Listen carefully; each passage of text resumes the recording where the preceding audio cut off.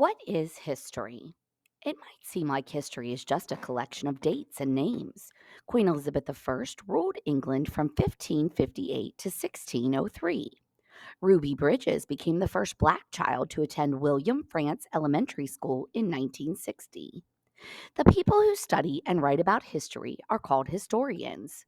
But why would we need historians if history is just a collection of hard facts? It turns out history is a lot more than facts. You can think of history as being made up of thousands of different stories, opinions, and perspectives. Historians sift through these different pieces and analyze them to come up with theories about the way things went and why. Why is it important to study history? Because our past helps us figure out who we are in the present and who we might be in the future. Which of the following is most like the work of an historian? A novelist who makes up the plot of a book, a chef who works for years to create the perfect recipe for a dish, a mathematician who works on finding a single proof for a theorem, or a police officer who takes statements from lots of witnesses to try to understand a crime. As you study history, approaching it like an historian can give you the fullest picture. Historians start by asking questions. What happened? Why? Who was involved? What were their roles in this event? How did they think about their roles? How could things have gone differently? What happened before the event took place? What happened afterwards? To answer these questions, historians become detectives. They look for evidence from which to draw conclusions. For historians, the evidence is often in the form of documents, books, letters, interviews, diary entries, photographs, film footage, newspaper articles, and more. Anything that was created at the time of the event or provides a first-hand account is called a primary source. Guillermo is researching the freedom fighters, freedom riders, people who rode buses into the American South in order to protest segregated bus terminals during the Civil Rights era. Which of the following is not a primary source he could use? A section in a history textbook that covers the freedom riders, a set of photographs of the freedom riders depicting their protests, a letter written by one of the freedom riders to her brother about her experience, or a news report from the era that features interviews with some freedom riders. When reading primary sources, historians ask even more questions. Who wrote or created the document? Who was the intended audience? When and why was it written? What was going on at the time? What can we tell about the author from the document? Consider the situation of a soldier in a war. The report that they give to their commanders or to the government has different content and tone than the letters they write home to their families. Both documents have important information, but the kind of information is very different because of the context of the documents. Read the following excerpt from a letter by Civil War soldier Alexander Hunter. Sunday, September 21st, 1862. Dear folks, on the 8th, we struck up a refrain of Maryland, My Maryland, and camped in an apple orchard. We went hungry. For 6 days, not a morsel of bread or meat had gone in our stomachs, and our menu consisted of apple and corn.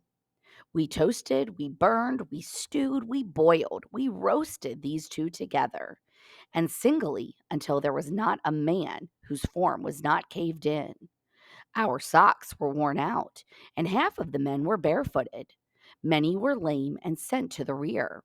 Others, of sterner stuff, hobbled along and managed to keep up while gangs from every company went off in the surrounding country looking for food. In an hour after the passage of the Potomac, the command continued to march through the rich fields of Maryland.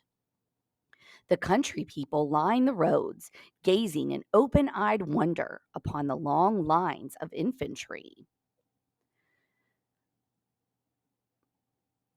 When was this written? Where was this written? For whom was this written? Or are all of the above answered in this letter?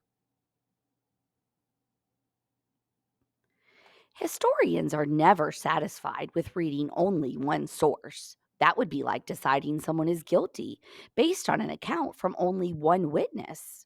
Instead, historians need to research multiple accounts, which help them verify and compare facts and opinions in their sources to see if they represent the events accurately.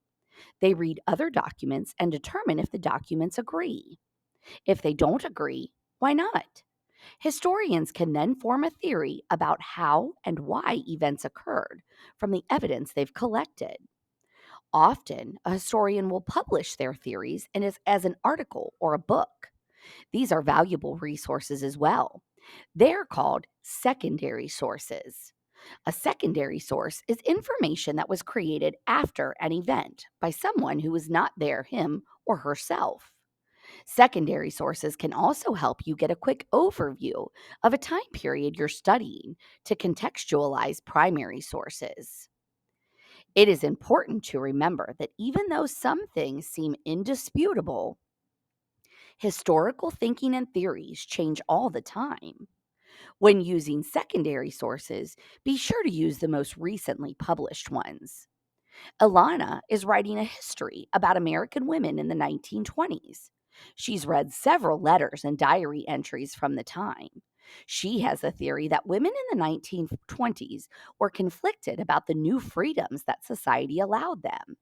She thinks her argument would be stronger if another historian had a similar theory. Which of the following sources would best support her argument?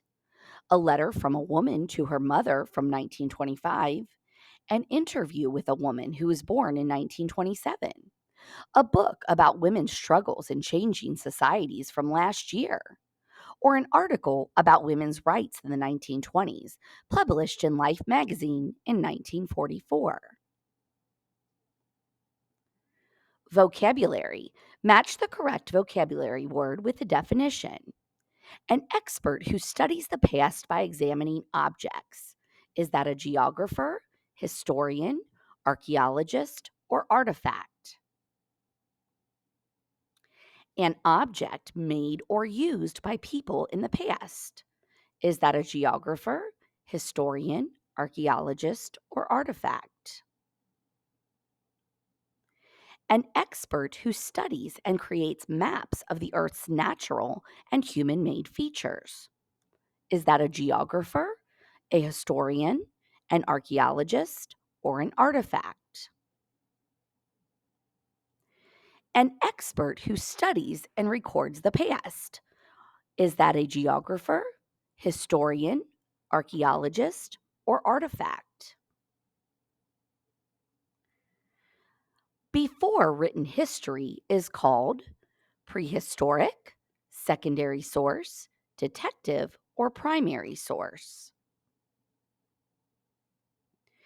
A document or other record of past events created by someone who was present during the events or the time period in which they occurred. Is that prehistoric, secondary source, detective, or primary source? A document or other record of past events created by someone who was not present during the events or the time period in which they occurred.